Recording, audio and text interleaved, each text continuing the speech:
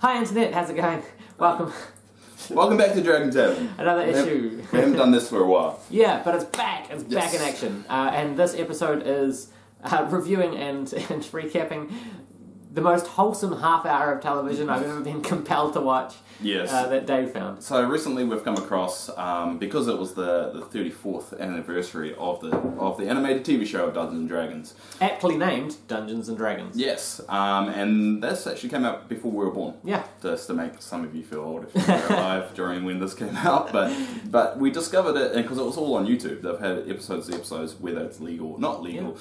Either way, it was on the internet. So we decided to give it a watch and do a bit of a review about the series and about the first episode as a whole. Yeah, because we thought that would be fun. And hey, if you watch this and decide that you want to see it yourself, go over to YouTube and check it out. And if you do like what we've talked about and want to see us do the next episode, leave a comment on that and say if we get 200 views on this video, we'll do the next one. Okay, cool. That's good. It's a good mark. I don't see it, but if it does, we'll do it. Which is weird. I don't know if I've been desensitized by TV violence and dark themes, by like Game of Thrones and all that stuff. I had never seen such a wholesome after-school special cartoon in my life. And even when it came out, it was flagged for like over violence and stuff. So we'll include the link that we found down below. We'll take it off if it was requested by the creators of Dungeons and Dragons. But I think everyone should watch it. Yeah. Because it's a nice fun, and it's also a good kind of snapshot of what Dungeons and Dragons kind of were perceived as at the time in 1983 when it came out. Now this was based on D&D First Edition and maybe the edition of Advanced Dungeons and Dragons. I would say 1.5. It's probably safer to say like it was during the time 1.5 when Advanced Dungeons and Dragons came out, and there's a lot of supplements and a lot of other things. So there's a lot of classes they play, or the characters play, that are kind of renamed and retooled nowadays that we know. Or the Cavalier is no longer in it at all. In fact, what was his name? Eric the Cavalier. Paladin. But before we go too far into it, we'll just explain the opening, then we'll go for the cast. Okay, cool. So the episode that we watched is the very first episode, and it's called The Night of No Tomorrow. Basically, these 6 kids, get transported into the mystical, wonderful world of Dungeons and Dragons by the Dungeon Master, who they meet, who's this old, wizened little gnomish guy. Well, basically, they go to a amusement ride. An amusement ride, and like, oh, fun, Dungeons and Dragons, which I don't know if at the time they actually did have rides of Dungeons and Dragons. It would have only have been around for like when it was made, and so well known that a group of 6 kids were just like, yeah, let's do it. Yeah. But that's what happens. They get on this ride and it transports them to the other world. To the world. But the opening's so quick. Yeah. And tries to put a lot of information in there. And the kids are surprisingly okay with all this stuff happening. So they get transported there. And then all of a sudden there's like a 5-headed dragon running after them. And they're like, oh no! And then this weird, creepy Dungeon Master guy turns up and goes, here's some weapons! And all of a sudden they know how to use them. Yeah, they're just like, oh cool, sword, yeah, awesome, I'm a wizard now. The ranger's just like, oh, I shoot this, and then the this wizard, no, what was he called? He's not a wizard. Magician. He just opens his hat, brings out a rope. Oh, look, we can climb up this. And then they meet Venger on a horse, and they're like, who's that? And Dungeon Master suddenly is at the top of the cliff as well. He goes, it's Venger. He's really bad. He's the force of evil. And then that's the opening. Yeah. And then it's just like, boom, done. Yeah, and there's also Unicorn. That's cool. Yeah, Uni, the unicorn. Aptly named once more. I think whoever was in charge of naming this stuff was... obviously earning that. He's also voiced by Frank Welker, who is also known as the voice of Megatron, and Fred from the original Scooby-Doo. This episode is going to be full of little fun facts. We're going to call him Unitron. Okay, so to be fair, this was a simpler time back then, and I do kind of mock it for being very wholesome, and it was lovely. I could show this to a 2-year-old. It was before the time of Power Rangers and Ninja Turtles and a lot of stuff that's kind of we grew up with, which is why we're so okay with violence and cartoons. It's funny. I work in a place that does D&D stuff and board games, and sometimes people come in and they go, I want something with no fantasy, no violence, no conflict, nothing magical, and I'm just like, well, that narrows it down to chess. Yeah. Chess or checkers, or Snakes and Ladders has violence as well. You get eaten by a snake every time you go. So basically, they actually made 3 seasons of this for a total of 27 episodes, with an unproduced finale. The end of the episode actually never got made. Yeah. Which is a shame, because you always want to make things full circle. But we'll go for the cast. So we'll start with Hank. The Ranger. So he's the leader guy. The guy, I don't know, he's just a generic... blonde, the hero kind of character. In other episodes later on, he does question his role as leader, and a couple of episodes through his trying to save Bobby. He messes things up quite badly sometimes. So Bobby is another character. Yeah, so I shouldn't mention that. So basically, his story arc is him becoming confident as a leader, while the rest of the party kind of follows his take on stuff. And next we have Eric.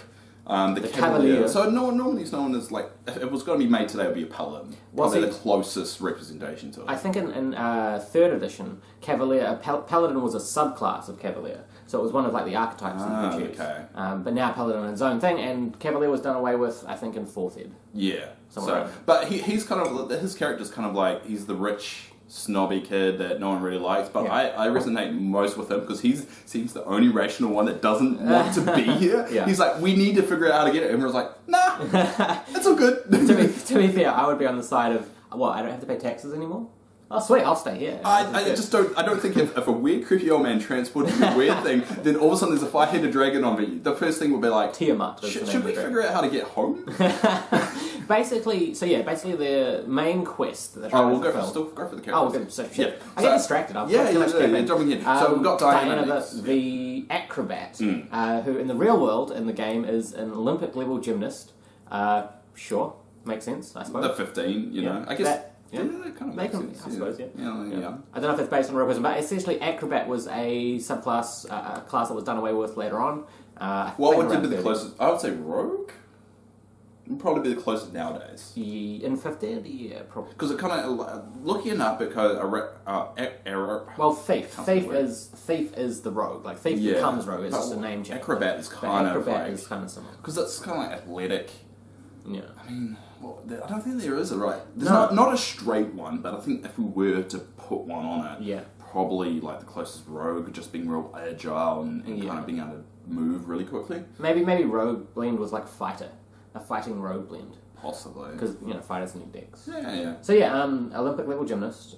You find that out in the episode Child of the Stargazer. I'm very impressed with how much research you've done on this. I'm really stoked. To be fair, I loved this cartoon. It was amazing. It's just a fun little insight into how things work.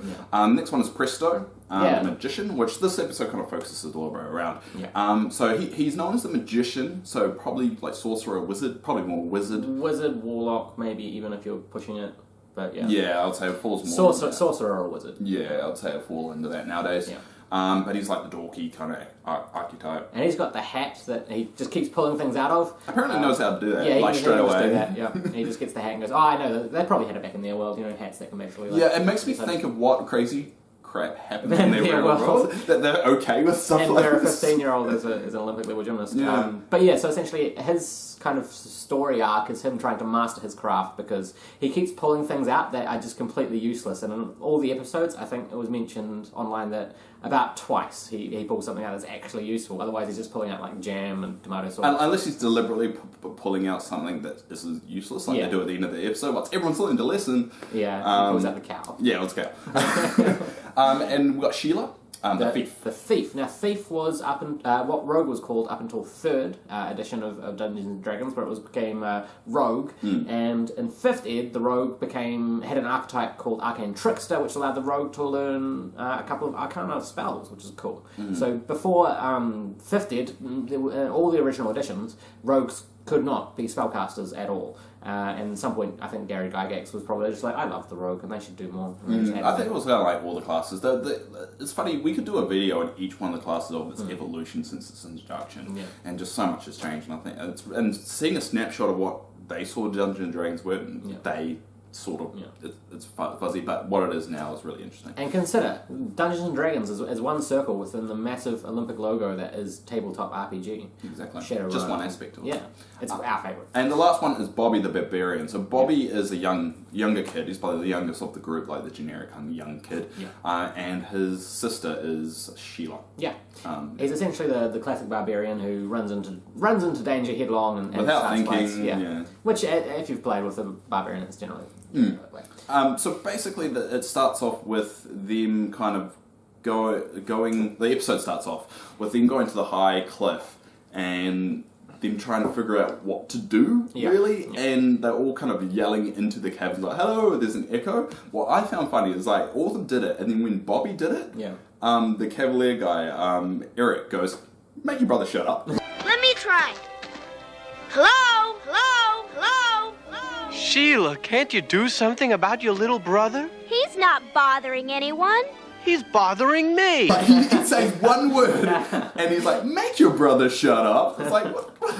I think probably my favourite part of like the early bit of the episode, when they finally have to find Merlin, they decide to go find Merlin. Yeah, so basically the Dungeon Master appears, has a crystal ball, gives them the quest like the Dungeon Master would do. Yeah. It's like, oh, you need to go to this town of, what was the town called? I don't have it written down. No idea. It was a town of something. It doesn't really matter. It's a town. And they have to go to a town after all these dragons were banished, and they're going to meet some bad guys on the way. Mm-hmm. Vinger is going to be there too. Yeah. And you'll know him based on his white hair. And then that was it. That was the whole story. And they're just like, okay, yeah, right. That's all. Like the Cavalier goes, can you just tell us how to get home? And then, then the Dungeon Master goes, all in good time. Everything happens for a reason. Walks around the cliff and then vanishes. Yeah. So so that's essentially their first quest. I mean, their personal quest, their personal story arc, find their way home. The quest they get, which only one person cares about. Dungeon Master gives the quest, and they try and find Merlin. So they find Merlin's castle, which is on this massive cloud in the sky, and they're like, well, who the fuck puts a castle on the cloud? Yeah, and they see a sign. It's a generic sign that says Merlin's castle this way. And I think the acrobat, we try and use her name, Diana. She goes, oh yeah, Merlin, he's such a. It's a very unique name. I've never heard this name before, Merlin. Yeah. It's very unique. But she goes, oh, Merlin knows all this stuff. He's a well-known guy all that time. He is. But then they reveal he's been dead for 1,000 years. How does everyone know? My favourite part is they go, but it's in the clouds, how do we get there? And they're like, I don't know, we're stuck. And then someone goes, there's a ladder. Well, before Merlin can help us get home, someone's going to have to help us get to Merlin. Hey, look! A ladder! Everyone, follow me. They go, sweet. And then they climb up and then they're there, and that's the end of it. And then they can't take Uni up the ladder. Yeah. It's like, oh, I'm sorry. And then, like, shortly after, there's a big 5-headed dragon all of a sudden in the castle, too. Yeah. It's such a good cartoon. You have to go watch it. It doesn't make any sense. It's like, no sense. They can't carry this little baby unicorn, but this 5-headed dragon somehow gets up. I've been wanting to jump really high. I don't know. But anyway, they get to the top and they meet Merlin and they make a joke about him being bald. Like, I can do everything apart from grow hair. That hurt. That one hurt. If you see me with Mount Lavini, that one hurt. And then the 5-headed dragon shows up. Tiamat. Yeah, and then Merlin's got this white hair as well, which plays a part. It's how they figure everything out. And they're like, he's not a rabbit, he's a hare. And they strokes it really weirdly. They discover that once everything goes to crap. Yeah. And they're like, oh, then. But yeah, the 5-headed dragon comes over which might I point out, a 5-headed dragon, I think in D&D, first edition, if you were to translate into challenge ratings, that would be a challenge rating of at least 20. Which is why they can't do any damage to it. They fire everything and it's just like, bing. Yeah. So, I don't know, it's like level characters going against the challenge rating at least. I just don't understand how the 5-headed dragon just found them like that. But, the best friend Merlin's like, I'll kind of zap them away, and then they imprison the dragon in the castle. Yeah. And then Merlin kind of says, I'm dying after 70 years, I need someone I need an apprentice! I need an apprentice. And the wizard goes, the magician goes, presto! I'll do it. Yeah. And then the party's like, what? And he goes, I'll just stay here. For the rest of my life. But what's more amazing is they go, oh, alright, sweet, well, later. Well, they have that shock, it's like, oh, okay. But he's just like, I'm just going to do it. Yeah. I've only been in this world for literally a day. Everyone I know, my whole life, all my family and friends. But I've just met a guy, so I might just live with him. A creepy old man. They're called Merlin. So Merlin wants... Because he can't do anything right. Because that's Christo's story. He's a bad magician. He can't do anything right. So essentially the magician... Merlin wants the magician as his apprentice to make a potion. And he does. He gets all the required ingredients and completes it. That's when Merlin goes, oh, thanks. By the way, I'm actually... That's slightly wrong. So basically, yes. Yeah, so anyway, the kids go away and they kind of go back, they go off to the town that they were on a mission to go. Yes. Back there, Presto reveals that the reason why he stayed is to find a way to get home. Yes. So Merlin leaves the room and he goes in this book, and you can tell a lot of times pass, basically the candle going smaller as they do. And then he finds a spell and he goes, okay, I'm going to match the spell. And he puts it all in the potion, and it turns out that the spell was not actually to do that, but to make the dragons return. And that's when Merlin reveals he's actually Venger, the source of all evil. I think I got like a text while that scene was on. Yeah, you must have. So it turns out that Merlin is in fact, what's his name? Venger. Venger. I thought it was Venger. It's probably Venger. Venger. I put Venger. The Venger boys. Who was which you later find out in the series, the Dungeon Master's son. So in episode The Dragon's Graveyard, you find out, Vecna is actually the corrupt... Vecna. Interesting. I never noticed the parallels. Is actually the Dungeon Master guy that they meet's corrupted son. And there was also going to be an episode centered around that. It was going to be the finale of all 3 seasons. That never got made. Well, they did make it as a radio play and released on the DVD. Yes, they had but they didn't actually do the animation for it. So it's harder to find, but it's out there. So the dragons return, and Venger's like, oh, ho, ho, ho, ho, I'm going to destroy you all. But you don't really find out what... it goes back to the town, where the kids are kind of just messing around with the townsfolk. We don't know why we're sent here, but we want to enjoy ourselves anyway. And then the dragons arrive, and then they figure out that Merlin was actually Venger, based off the white hair thing. When they all gather, it's like, oh, we got to save Presto, and so they run back to the castle, and then Presto, for some reason, at that point when Venger kind of reveals himself, the next time you see Presto, he's just depressed in a room. It's like, what do you go?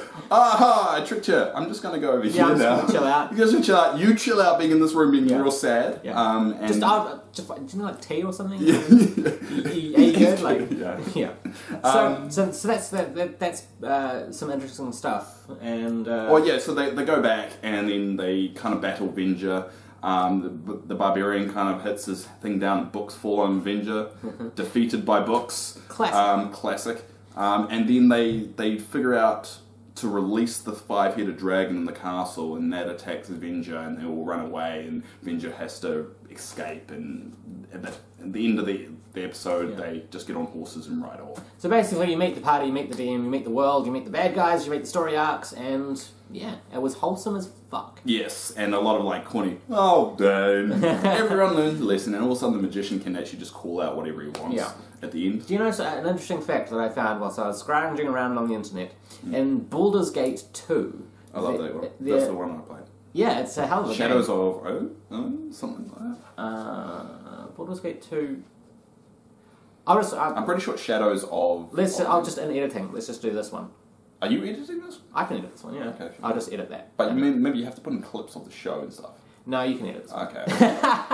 We'll discuss that later. No, in Baldur's Gate 2, it is actually, I think an NPC, it says it in passing, as a hidden reference to Dungeons & Dragons, the cartoon, and it's actually revealed, it's written down, that, I've got it written down, where the fuck is it? That the kids were actually destroyed by Tiamat the dragon. So it turns out, I think, I don't know, yeah. What, so the kids die? Yeah, according to a reference in Baldur's Gate 2, the dragon defeats the kids. Yeah, that's why they didn't release the final episode. Because it was way too far dark. Yeah. It was like the kids never returned home. I'm going to try and find the last episode in the audio format that they made for the audio dramas. Oh, I want to hear that too. If I find it, I would love to see a comic of that scenario of all the kids dying, and the last one is the Cavalier going, I told you guys, we should have just gone home. So that is the Dungeons and Dragons cartoon. That's the first episode for you, in a nutshell. I mean, at the end of the day, we understand it's a 1983's cartoon. Yeah. It's not supposed to be taken seriously. Really it's not supposed to be over-analysed like we do, or kind of picked apart. But I just found it hilarious that they just for some reason the kids knew a lot more than what the Dungeon Master said. I just love no, my favourite part that will just stay with me forever is, how the hell do we get up here? Oh man, it's such a challenge. Oh look, there's a ladder, sweet. Like, why even write that in the script? If you're going to have, like, your protagonists come up against an obstacle that, through no action whatsoever, they're just like, oh, we can actually just climb up there. And when they're running away from Venger, like, near the end, the acrobat goes, oh, we need to make this room dark. Yeah. And just throws it like a frisbee and goes, bing, bing, bing, bing, turns off all the torches. You seriously, we can't do it justice. Go and watch it. It's on YouTube. It's fantastic. But, I mean, at the end of the day, it was a lot of fun. Yeah. And it was just one of those... the snapshots of D&D history that's always going to be there, whether you cringe or not. Yeah. And I do encourage you to watch it. It's just a bit of a laugh, and don't take it seriously. And Megatron is a unicorn. So, there you go. Awesome. Well, that is this week's Dragon Tavern. Yes. Thanks for coming along with us. Well, hopefully they'll do more of this. Yeah. And bring them back. We're going to revive Dragon Tavern, because why not? So we will... I might just see if I can come up with a concept for the next one. Actually, I've got an idea for the next one. But if you out there have an idea of something that we could do, we've considered different ideas, like the first season of LARPs, which is available on Geek and Sundry. Or Rat Queens. Or Rat Queens, yeah, the comic. Still want to finish we it. also want to do maybe a review of Critical Role Origins. Ooh, yeah, I'm going to buy that next the first week. issue. So if you have any ideas, anything you want us to specifically do, because we don't have a huge watch base, we pretty much will probably do anything you guys suggest. So pop that in the comments down Yeah, below. we're a sucker to make people happy. We always read the comments. It's pretty much the first thing I do is check our YouTube channel when I wake up in the morning, even before coffee. That's how much I love you guys. We live together, so we always know what's going on. We've got a big whiteboard in the lounge with all our followers, and we keep track of all that. I mean, we live together as in like flatmates, not live together. Well, I'm more invested in the relationship. I think of... Okay, we're not going to go into that. We're doing that enough in our games. Yeah, go check out Eyes of Elisia if you want to see more of that. Anyway, thanks for coming along on Dragon Tavern for myself, Oliver Dungeon Master, and Dave. It's great seeing you here. Thank you.